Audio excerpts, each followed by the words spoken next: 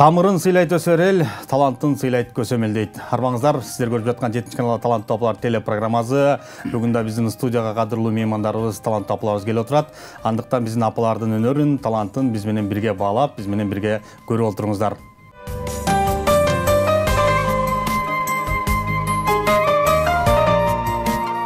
Ардактуу телекөрүүчүлөр, бүгүн биздин студияга мыкты апалар келди десек болот. Өздөрүнүн ырлары менен, өздөрүнүн таланттары менен жалпы биздин көрүүчүлөргө жагымдуу маанай тартылайбыз деп, ушул борборубуз Бишкек шаарында түзүлгөн Гүл өмүр апалар тобу биздин студиянын кадырлуу коноктору. Кош келиңиздер апалар. Маанайыңыздар жакшыбы? Студиядан сиздерди ак эле чең кийген талант апаларды көргөнүмө кубанычтамын. Кыргыздын ар дайым улуттук кийимдерин кийип, улуттук ырларын ырдап, элдик ырларын ырдап, ар дайым элдин жүрөгүнөн түнөк таап келесиздер. Учурда мынакей Бишкек шаарынан түзүлдү деп калдык. Чындыгында Бишкек шаарына түзүлүш кыйын, себеп дегенде ар кошкон эл, ошондо дагы бири-бириңиздерди табып, бири-бириңиздерди өнөрүңүздөрдү, талантыңыздарды сыйлап, бир топто баш бириктирип отурасыздар. Ардактуу телекөрүүчүлөр, ошол топтун жетекчиси Молдалиева Жипаргүл апабыз. Ал эми бүгүн мына ошол апаларга өздөрүнүн ырларына музыка чертип, коштоп тура турган таланттуу агабыз Байыш Арынов агайыбыз келип отурат. Дагы бир жолу агай кош келиңиз. Өткөн жумада эле көрсөк, бүгүнкү жумада дагы көрүп атабыз. Эң башкысы ушул апаларыбыздын батасын алып, ушулардын ырларына ыр күй чертип, аккордеон чертип, музыка коштоп берип атканыңызга ыраазычылык билдирели. Эми келиңиз Жипаргүл эже, жалпы биздин көрүүчүлөр менен амандашып, саламдашып. Саламатсыздарбы, урматтуу телекөрүүчүлөр? Биз бүгүн Гүл өмүр деген топ менен келип калдык. Анткени биз азыр каарылыктын доорындабыз. Ошо каарылыктын доорунда үйдө отурбай, өзүбүздүн көңүлүбүздү ачып, ушу гүл сыяктуу жаш кезибизде эчтекеге жетпей калган, ичибизде кайнап жаткан нерсенин баарын чыгарып, азыр ошо Гүл өмүр деген топ түздүк. Гүл өмүрдүн бардык ырчылары эң жакшы ырдашат. Гүл бардыгы. Гүлдү ким сүйбөйт? Гүлдү элдин баары сүйөт, бизди дагы бардык эл сүйөт деп ойлойбуз. Туура. Жактырат. Сиздерди сүйөт, сиздерди колдойт, себеп дегенде сиздерде апалардын ырларын уккузу келет. Эми мен билем да, көбүнчө апалар ушул элдик ырларды, ошол эле убактагы улуу залкар оюнчулар Рыспайдын, Асанкалыйдын, Жумамүдүндүн эски ырларын ырдайсыздар да. Анан ар бир нерсенин, ар бир доордун өзүнүн угарманы болот, күйөрманы болот. Бүгүн да мынакей сиздерди биздин улуу муундагы көрүүчүлөрүбүз көрөт. Апалар кайсы ырларды айтып болду экен деп, азыр дагы көрүп жаткан болуш керек. Анан Жипаргүл эже келиңиз. Өзүңүз жетекчи катары топту бир тааныштырып өтсөңүз. Бүгүн кимдер келди? Топто кимдер бар мүчөдө? Бизде көпчүлүгү мугалимдер, пенсиядагы мугалимдер. Эң башынан баштаганда эле, четинен баштайлы Гүлсайра Аттокурова деген кесип мугалим, пенсионер, ардагер, биздин топтун мүчөсү. Андан кийин Бейшеева Гүлнара, бул кызыбыз акын кыз, ырда жазат, ырдайт, кесиби технолог. Андан кийинки Жумабаева Сабира, бул киши өзү башка тармакта иштеген, бирок биз менен иштеп жүрөт, кесиби бухгалтер. Андан кийин Шатманова Турдукан эжекебиз, бул киши мугалим, көп жылдары мектепте иштеген, ардактуу Талас областынын ардактуу айымы деп наамдары бар. Андан кийин Ормушова Сардал эжекебиз, бул киши дагы кесиби мугалим, азыр биз менен биздин топтун мүчөсү. Андан кийин Анар Бүбү Абдышева эжекебиз, бул киши да мугалим, кесиби көп баланын энеси, балдардын баары азыркы кезде жакшы да, жакшы иштеп атышат. Мен болсом өзүм коомдук иштер менен аралашам. Мен 38 жыл мектепте иштедим. Биринчи элдик курултайга делегат болуп барып келдим. Азыр ошо эжекелерибиздин бардыгы үндөрү өз-өзүнчө бир сонун керемет үндөрдү угасыздар деп ойлойм. Анан жакшы, таанышканыма кубанычтамын. Жалпы биздин көрүүчүлөр да таанышып алды. Анан бул апаларды каяктан таптыңыз негизинде? Бул апалар ушундай таланттуу апаларды каяктан таба аласыз негизинде эле? Бул апалар менен биз 3 жылдан бери шеринедебиз, чай ичебиз. Анан кийин аябай жакшы ырдайт. Анан биз деген эми улгайып баратабыз да, бизде эми жашоо канча калды, аны бир Кудай билет. Анан кийин биздин балдарыбыз, неберелерибиз, мен тайнем, мен чоң энем деп бир сыймыктанып, балдарыбыздын жүрөгүндө калса деген максатта түзүлдү бул группа. Туура. улуттук. Азыр ар бир баягы ушул келип аткан убара болуп, убакытты коротуп келип аткан ар бир мүнөттөр эсептелүү да чындыгындачы. Пробкага карабай, тыгынга карабай ушу келип отурасыздар. Бирок ушул тарыхта кала турган нерсе да. Бул деген өзүнчө бир тарых. Сиздердин ушул жерде отурганыңыздар дагы кийин бир 30-40 жыл өткөндөн кийин урпактар көрө турган. Бул ушул 7 каналдын архивинде сактала турган бир тарых. Ушундай сиздер азыркы убакта тарых жаратып атат десек болот. Анан ушундай апаларды, таланттуу апаларды чогултуп атпыздар. Анан таланттуу апалар келгенден кийин таланттуу апалар узатпасак болбойт. Адегенде бир жакшы кор менен баштап бериңиздер, келиңиздер. Анан биздин жетекчибиз Айышка да рахмат. Жума сайын биз даярданабыз, калтырбай барыбыз. Бардыгы ырды сүйгөн жандар. Ырды сүйөбүз. Агайга биз көп рахмат айтабыз. Себеп дегенде ушундай апаларды колдоп, ушуларга колдоо көрсөтүп, өзүнүн убактын бөлүп, өзүнүн баягы күчүн жумшап дегенде, анан ыраазычылык билдирели. Эми келиңиздер, хор аткарып бериңиздер. Кайсыл хорду? Өмүр деген. Өмүр деген хорду кеттик.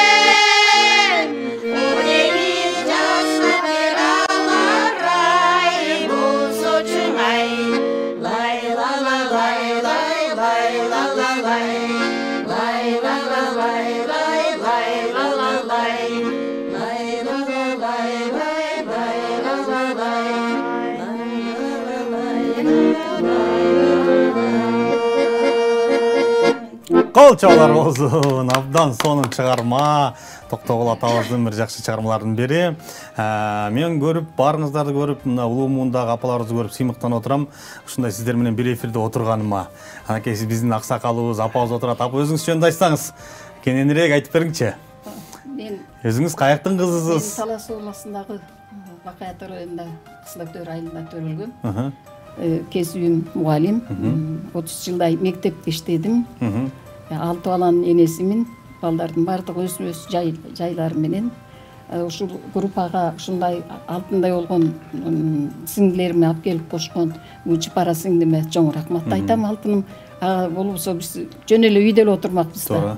Андан кийин ошентип көңүл ачып дегендей адам өзүң мындай карып баратканда көп ойлор келет экен. Ошол ойлордон алаксып дегендей үйдө эле отура бербей булар менен кошулганмадан сыймыктанам.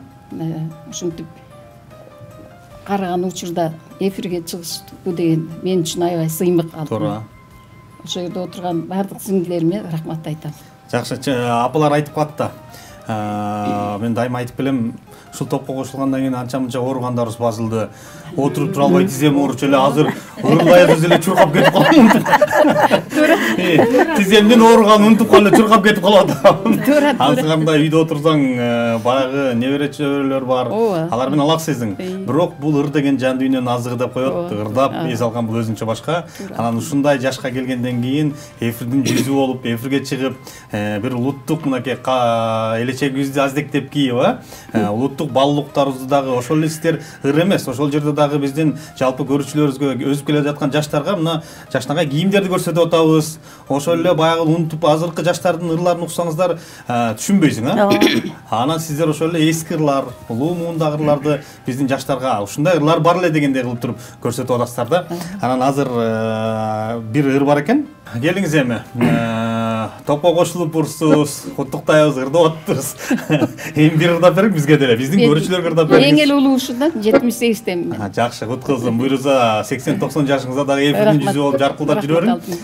Жакшы чыгарма аткарып бериңиз. Кайсыл чыгарма? Кат айтпайт мени заманам. Эч убакта карабайын деп турат.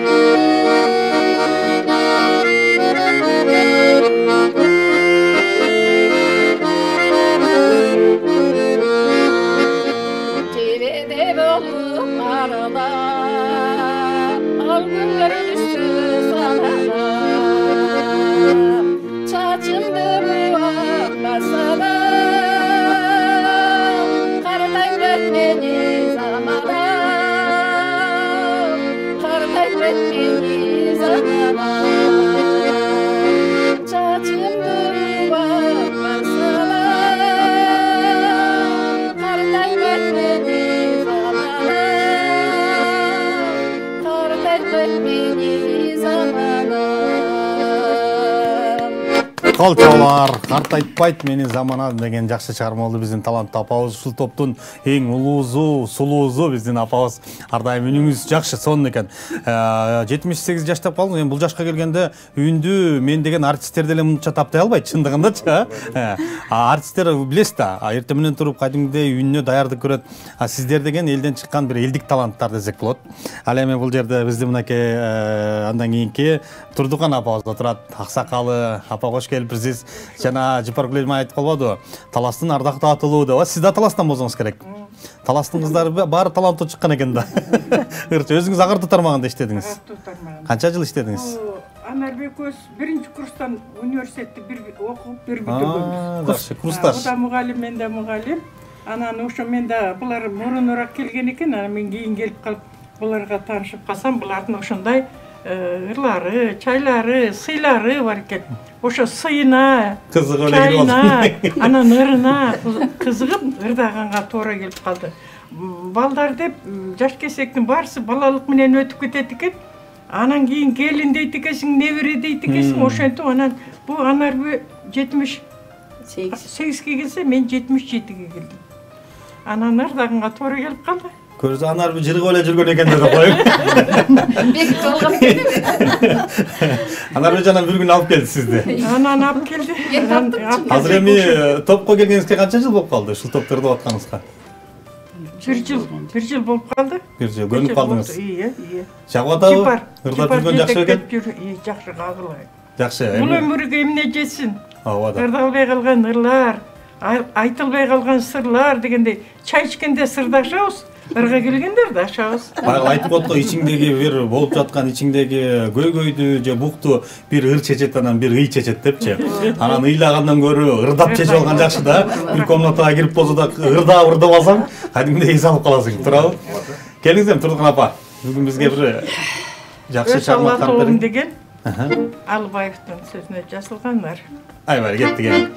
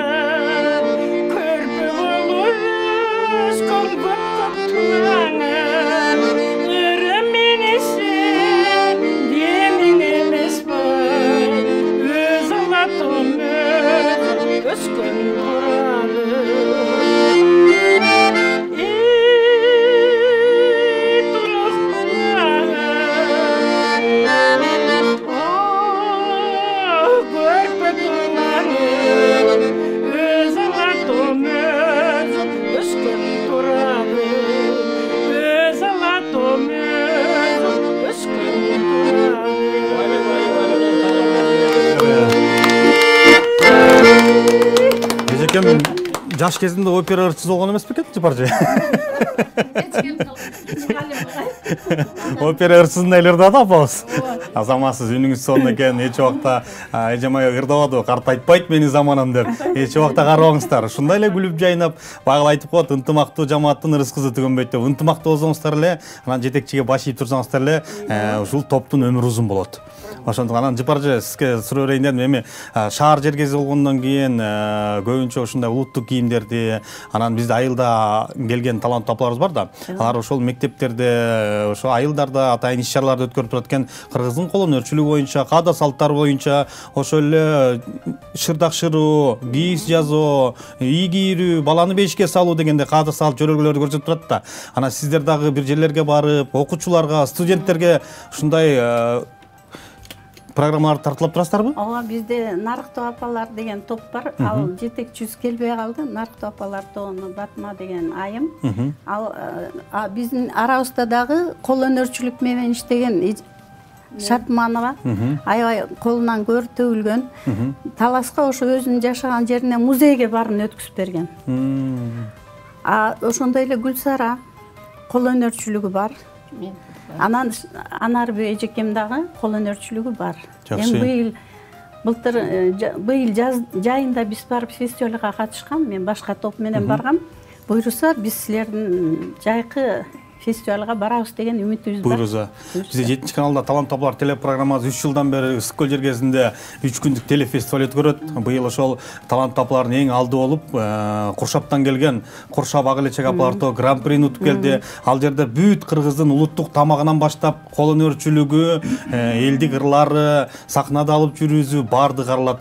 Ошончо дагы апаларыбыз тырышып, өздөрүн күлүп жайнап сахнада бут оруза дагы, бел оруза дагы ошол конкурстан жеңели биз ошо айлыбызга бир кубаныч менен баралы, бир сыймык менен баралы деп катышып жүрөт. Буйруза 2025-жыл келаткан жылда сиздерди чакырабыз. Келип буйруза өзүңүздөрдүн өнөрдү көрүп, ошол жерде 300 апанын арасында өнөр көрсөтүш аябай кыйын. Бирок ынтымагыңыздар болсо, ал күндөр дагы алыс эмес. Анчы барча өзүңүз бир ырдап бериңем, жетекчи катары. Мен туулган жерди сагынуу деген ырдагым келет. Сөзү Бактыгүл Сейитбекованыкы, обону Айбек Карымовдуку. Кеттик.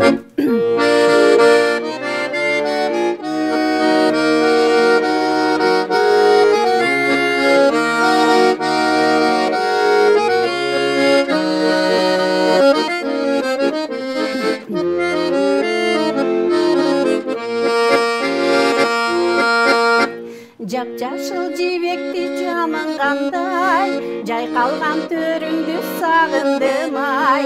Жашоодо керемет кандай күч бар, жол күтүп мен сага камыккандай.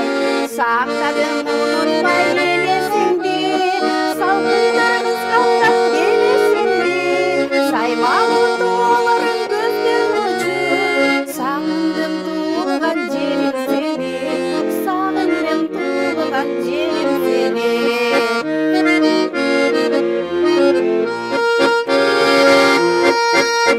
Жол алып учушкан каркыралар, жолдогун саламын айтып барар. Жол бою ак көйнөк кийип алып, жолундан күткөндүр гүл кайрылар. Сактадым унутпай элесиңди, салкындар кызгандап элесиңди. Саймалуу тоолорун көздөн учу, сагындым туулган жерим сени. Сагындым туулган жерим сени.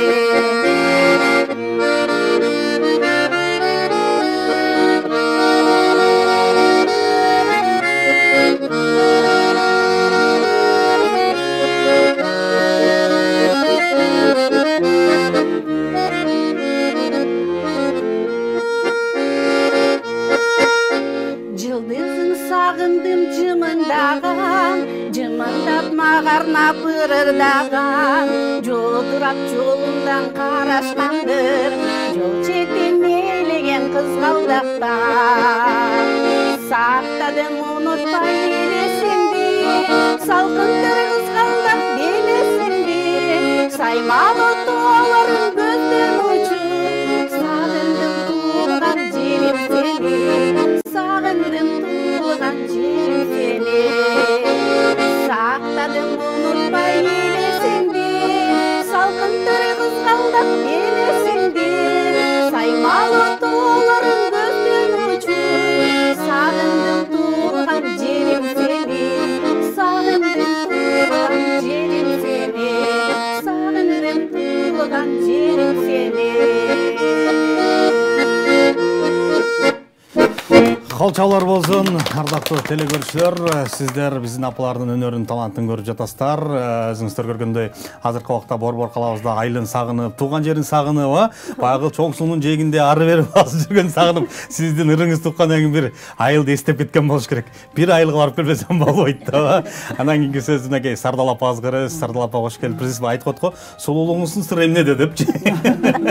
Ансыганда топтун сулуусу биздин аксакалыбыз апа кош келипсиз. Рахмат, соңгуда ушпак кылсын. Биз ушу бүгүн Гүл өмүр тобубуздун ырдагандарыбыз ушу 7 канал эмгек жамаатына жалпы музыка сүйүүчүлөргө, телегөрүүчүлөргө арналмакчы да, ыр белек сунуудабыз. Мен Жалал Ата областынын Сызак районунун Ак Баш кыштагынан болом. Улуу композитор Таштан Нирматов көп кинолорго аябай керемет музыкалар жазбады эле ушул киши. Анан калган башка маалдардан кийин Сызак менен Ак Баштарды мактайын азыр бүгүн. Мен Жайлоодо деген ырды аткарып берейин. Мунун сөзүнү Абдырасул Токтомушев жазган.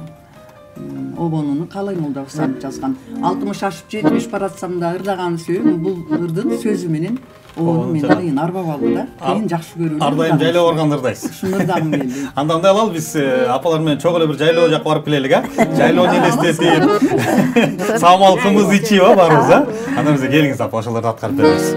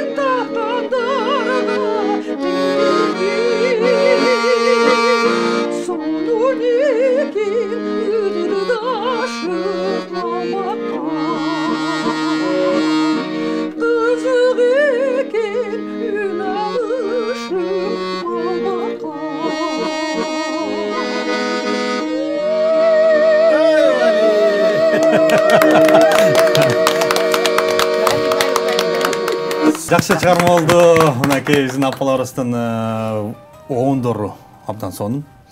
Анан бүгүн Байшагай улам терде отпой, анан бүгүн ойлодук, биздин апаларыбыз келет, үшөөсүн деп атайын, оттон күчтүрөөк жагып. Айтып атты, кара кеченин көмүрүнөн жагып жылытып отурганбыз. Эң башкысы баягы айтып атты. Жан дүйнөбүздү жан азык издебей, дан азык издебей, жан азык изде депчи. Анан бүгүн атайын келгенден сиздердин бир жакшырыңыздар жылуу жерде отуруп алып, угал дедик. Байшагайым карасам улам тирдеп атат. Чети. Буйруза азыр мустатабыз. Андан кийинки мынакей биздин дагы бир таланттуу апабыз. Бул жерде Гүлсара апабыз отурат. Гүлсара апа, саламатсызбы? Кош келиптирсиз. Барыңыздар эле тарыхыңыздарды карасам, агартуу тармагында эмгектенип канча жылдан бери ушул балдарга сабак берип, баягы айтып койдум, мугалим өмөлдарак деп өзүңүздүн баягы билимиңизди берип жүрөсүз. Саламатсыздарбы, кымбаттуу телекөрүүчүлөр.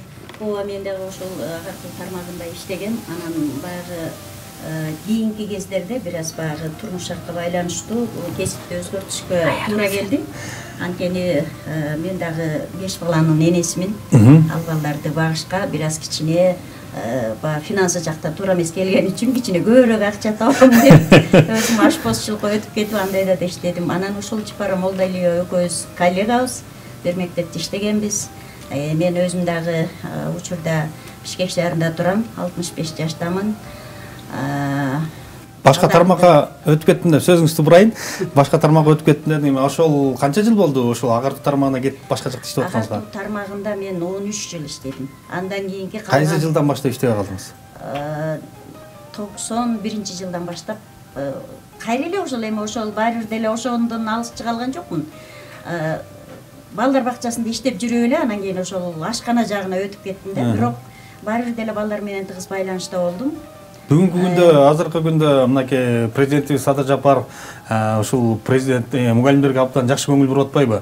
Айлыгын көбөйтүп атат, баардык жактан шарттар азыр кайра ошол тармакта иштеп алайын деген ойлор жокпу?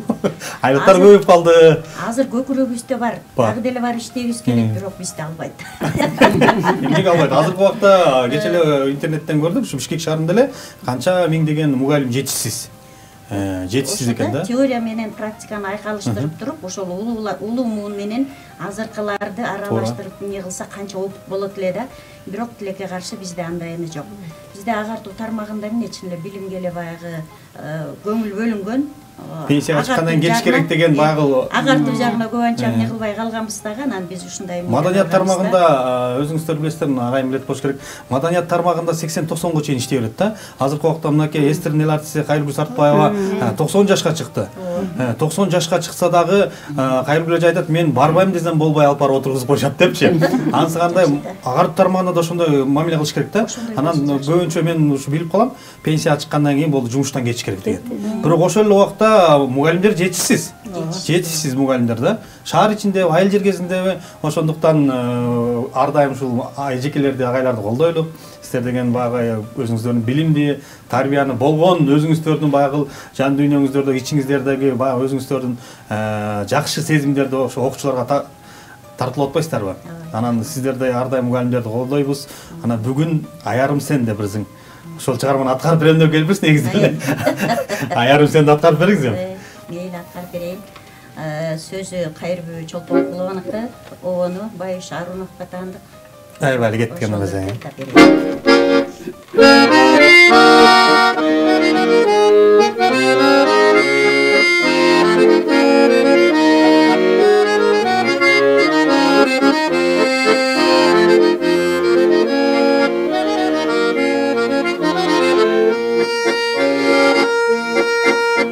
Meni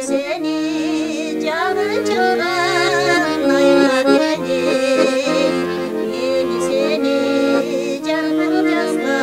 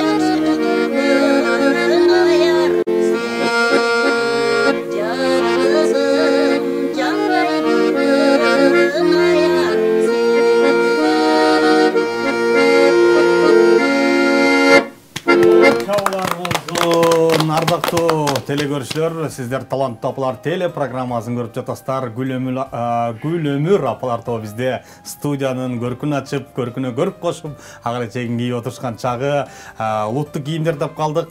Жалаң ушул элечек менен чыгасыздар эфелерге же баягындай кыргыздын улук кыздары кийген тебетеги баягы апалар бир не деп коет, мынча чарчы жолук деп коет го. Ансыган ушундайларды кийип турасыздарбы? Ооба, кийип чыгабыз. Буюрса, формаларыбыз ар кандай.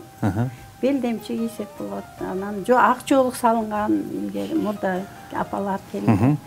Формаларыбыз ар кандай. Анарбай апабыздын элечегин көрүп, мен Курманжан Датка апабыздын элечегиндей көрүп турам. Азыркы убакта эми баягы улуттук баалуулук деп калбадыкпы? Улуттук нарк, улуттук баалуулук, улуттук кийимдер, этно деп калдык, анын ичинде. Мына ошо этно деп апабыздын элечегин айтсак болот экен. Анан кес-кесте баягы Кытайдын бир жалтырактарын чаптып алгандагы убакыттар болуп калат. Араңыздарда элечек орогон апалар барбы?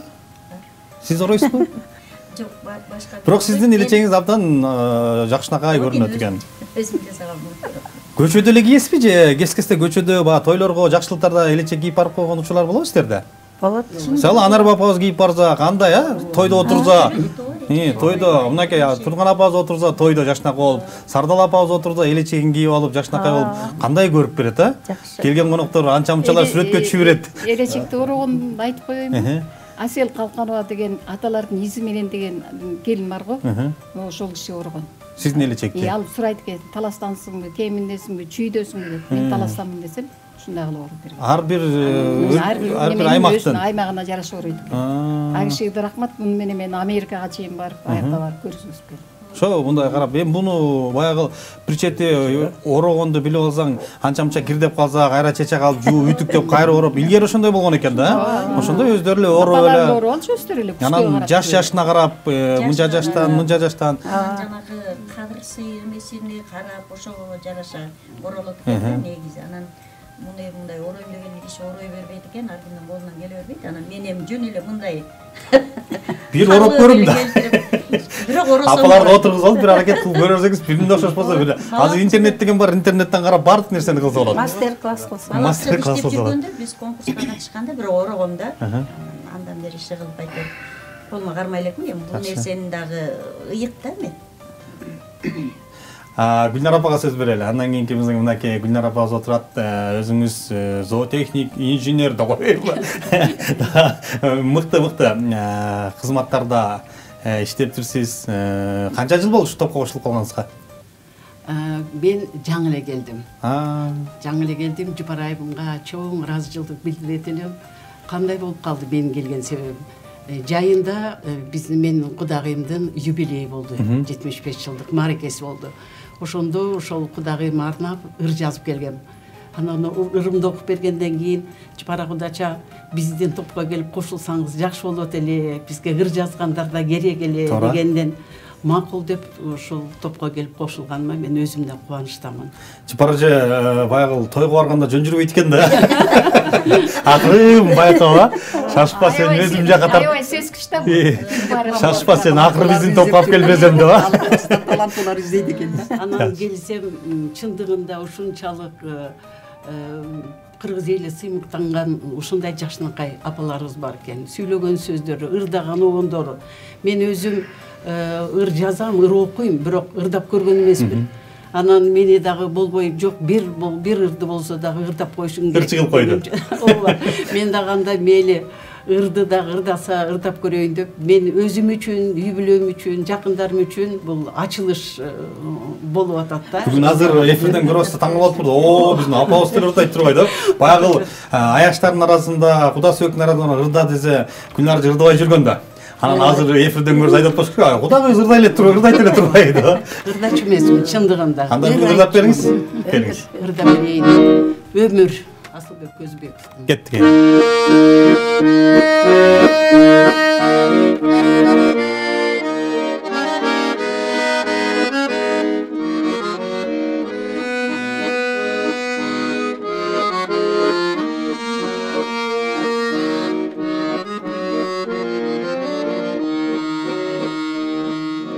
Ömür деген kıpkızıl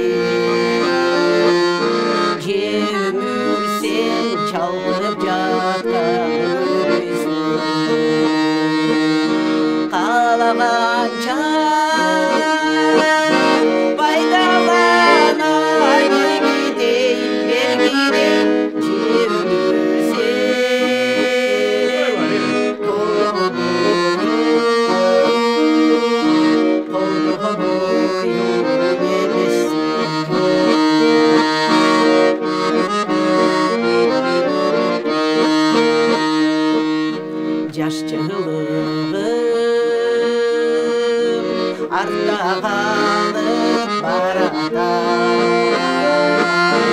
өмір өтсі ақ шашқылар жарата арт жағына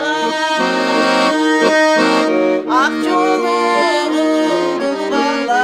бұғалап алып қалды айладайын қағылайын балача арт жағына ақ жолығын бұғалап алып қалды айладайын қағылайын балача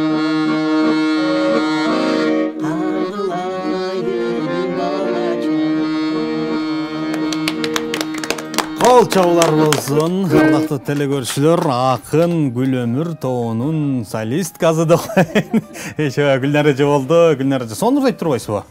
Сиз бул биринчи ачылышыңыз болсо, буйруза кийинки биздин эфирлерге келгенде чоң ырчы болуп калдык окшойсуз. Чыпар жеге айтсаңыз даярдап коет, чоң ырчы кылдым эке. Бул жакта байшыбай кетип атат. Жакшы, үнүңүз жакшы экен.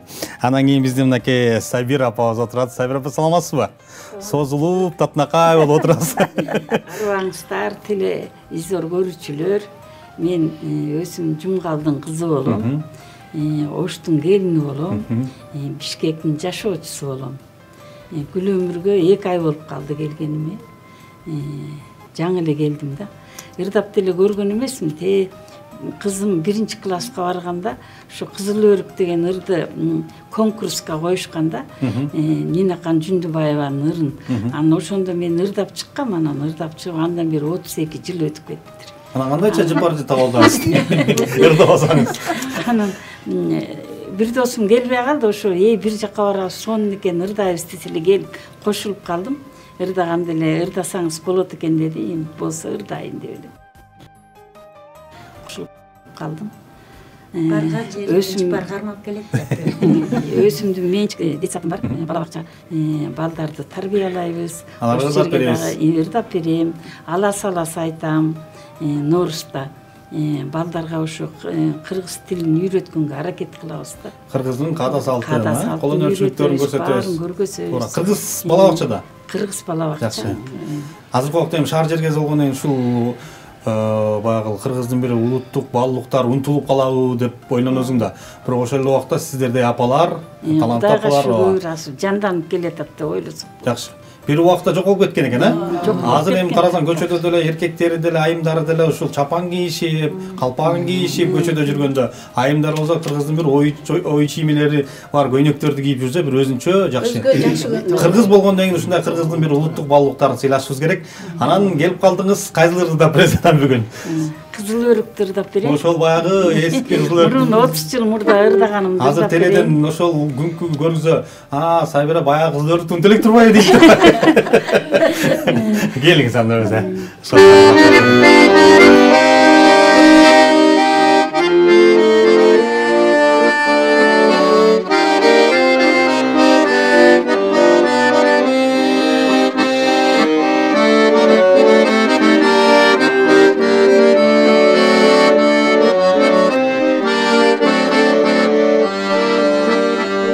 Жазда келдим айлыңа кызыл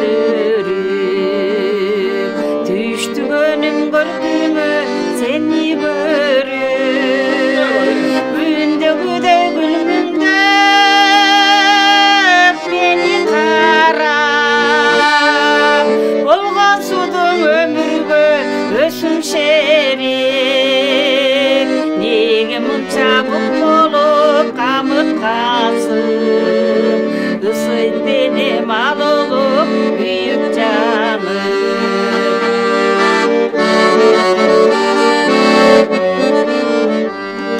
күндөгүдөй күлмүңдөп мени карап коштошууга кол берип келдим сама атыр жытың жыттайын аяк ачып күбө болсун өмүргө кошулган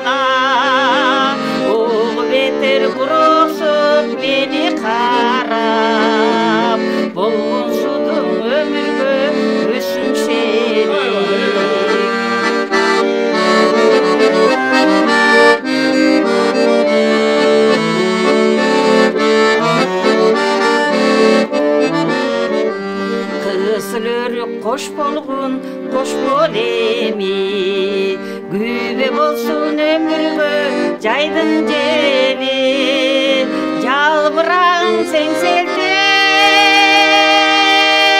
Мені қарап Тарқап кетсін өміргө бардық жері Келген мейман сөзі деп естей жүргін Ишеніп қой ұнытпайым мен да сені Келген мейман сөзі деп естей жүргін Ишеніп қой ұнытпайым мен да сені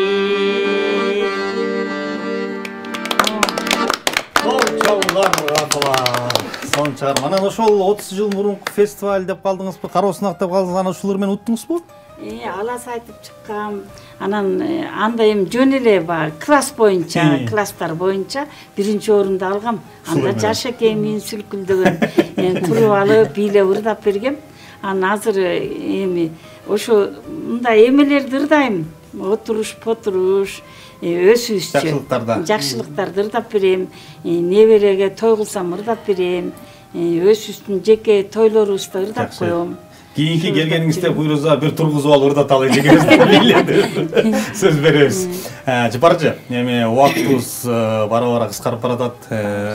Сүйлөшүп отурбуздек сөз көп. Карап отурсам программада ыр көп. Бирок убакыт деген чектелүү экен. Анан сизге эркин микрофон берейик. Андан кийин бир жакшы хор менен Кыргызымдын кыздары деген бир жакшы хоруңуздар бар экен, ошо менен жыйынтыктап берелик, 7 каналдын көрүүчүлөрү, биз бүгүн телевиденияга конокко келип, абдан ыраазычылык айткыбыз келет. Ичибиздеги көп нерсени ачып, мындай бир чечилдик, черибиз жазылды деп айтам. Силерге чоң рахмат, ишиңерде ийгилик боло берсин. Мындан ары да конокко бат-бат келип турайлы, программаны өзгөртөйлү. Мейман достуңарга баарына рахмат, таазим силерге. Рахмат. Кыргызымдын айымдары деп жалпы биздин айымдарга, апаларга жакшы ырыңыздар бар экен. Ошол хорду алып бересиздер эми келиңиздер.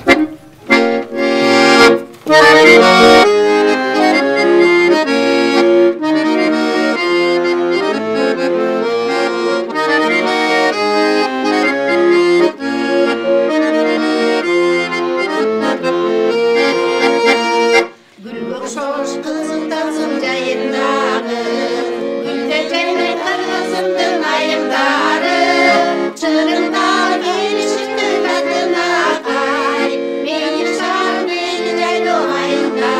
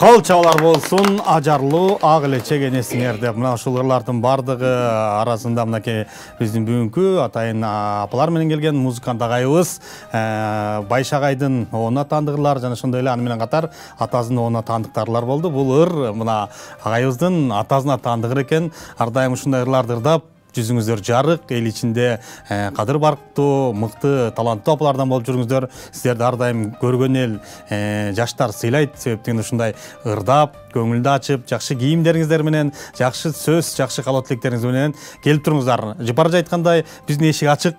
Кайсыл убакта кандай жакшы ырларды, кандай жакшы репертуарларды кушсоңуздар, биз барабыз силерге, элге өзүбүздүн талантыбызды тартуулай деңиздер. 7 каналдын эшиги ар дайым ачык, сиздерди колдойт. Ар дайым эл ичинде чыккан таланттарды колдоп келебиз. Сиздер үчүн эшигибиз ачык. Байша агайсызга да ыраазычылык билдирели. Апалар менен бирге болуп, бирге жүрүп, батасын алып, ушулар менен баягы айтып коет, бата менен эл, жамгыр менен жер көгөрөт деп ушулардын батасын алыңыз, бар болуңуздар.